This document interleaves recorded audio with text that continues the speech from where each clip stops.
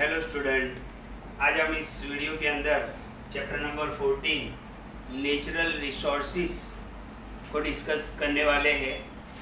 इसका introduction part तो आपने देख लिया होगा, जिसके अंदर मैंने एटमॉस्फेयर, लिथोस्फीयर, फिर बायोस्फीयर और हाइड्रोस्फीयर, इसको हमने डिस्कस किया था। अर्थ का जो सॉलिड पार्ट है उसको हम लिथोस्फीयर बोलते हैं। अर्थ पे जितनी भी वाटर बॉडीज है उसको हम हाइड्रोस्फीयर बोलते हैं। ओके, और अर्थ के आसपास जो एक एयर का कवर है, ओके, उसको हम एटमॉस्फेयर बोलते हैं। और तीनों को जब जमा किया जाए, लिथोस्फीयर, हाइड्रोस्फीयर एंड एटमॉस्फेयर, तो इज इक्वल टू क्या बनता है? बायोस्फीयर। ये हमने ऑलरेडी डिस्कस कर लिया है।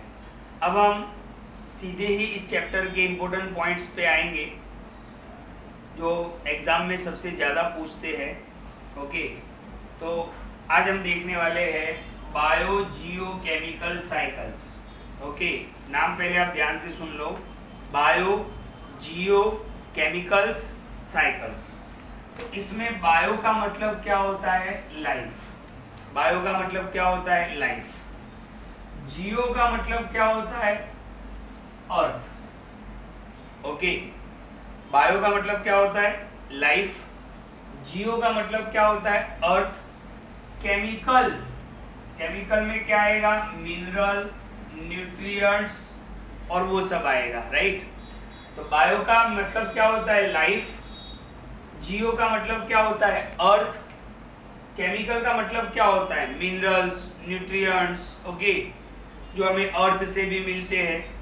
ओके, और साइकिल, साइकिल का मतलब आप समझते हो, जो साइक्लिक मैनर में चलेगा उसको हम बोलते हैं साइकिल। ओके, तो बायो जियो केमिकल साइकिल है क्या? तो लाइफ, अर्थ, मिनरल, न्यूट्रिएंट्स, साइकिल। यानी अर्थ पे जो हमारा लाइफ है, राइट, लिविंग ऑर्गेनिज्म जो है वो अपनी लाइफ को मेंटेन करने के लिए, ओके, बहुत सारी नॉन लिविंग चीज़ों का यूज़ करते हैं। हम हमारी लाइफ सर्वाइव करने के लिए बहुत सारे नॉन लिविंग चीज़ों का यूज़ करते हैं, और ये एक साइक्लिक मैनर में चलता है। हम वाटर का यूज़ करते हैं तो वाटर साइकिल, एयर का यूज़ करते हैं तो उसके अंदर कार्बन डाइऑक्साइड का साइकिल है, नाइट्रोजन का साइकिल है, ऑक्सीजन का साइकिल है। तो इसी को हम बोलेंगे बायो जियो केमिकल साइकिल्स। ओके, तो बायो जियो केमिकल साइकिल का प्रॉपर डेफिनेशन आपको एग्जाम में क्या लिखना है?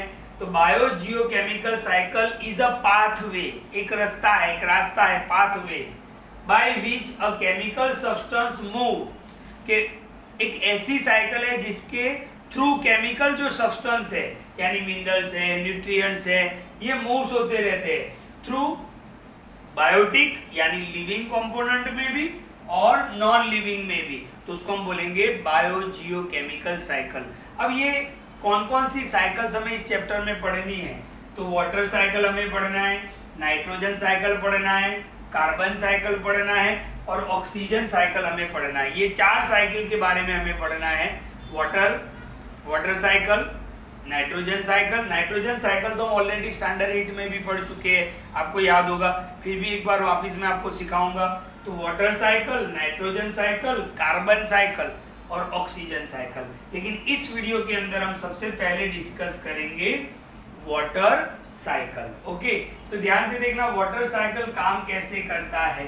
ओके, तो आपको बहुत अच्छे से पता है, तो ध्यान से देखो, एक एक स्टेटमेंट मैं रीड करता जाऊंगा और उसको एक्सप्लेन भी करता जाऊंगा, बहुत ही नॉर्मल है।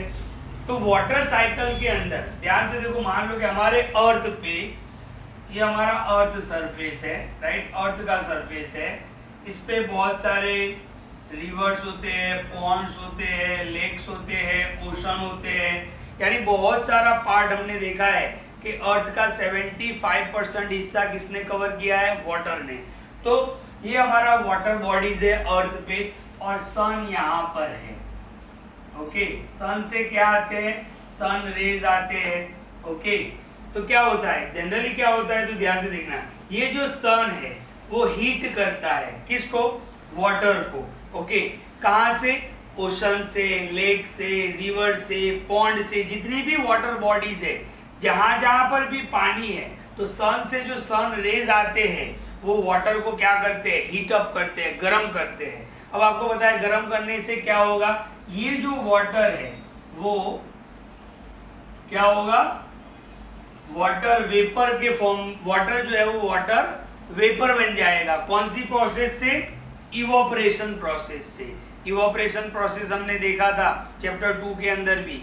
तो पहला पॉइंट आपको क्या लिखना है कि the sun heats up the water from ocean, river, lakes.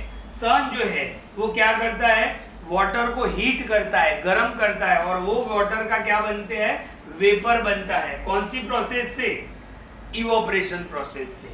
और ये वाटर वेपर जो है वो कहां पे जाएंगे, एटमॉस्फेयर के अंदर जाएंगे, ऊपर जाएंगे। ओके, क्योंकि ये वाटर वेपर जो होते हैं वो एयर से बहुत ही लाइट होते हैं, हल्के होते हैं, इसलिए वो ऊपर चले जाते हैं। तो ध्यान से देखो, ये वाटर जो था वो वेपर बन के कहां पे चला गया, एटमॉस्फेयर के अंदर चला गया।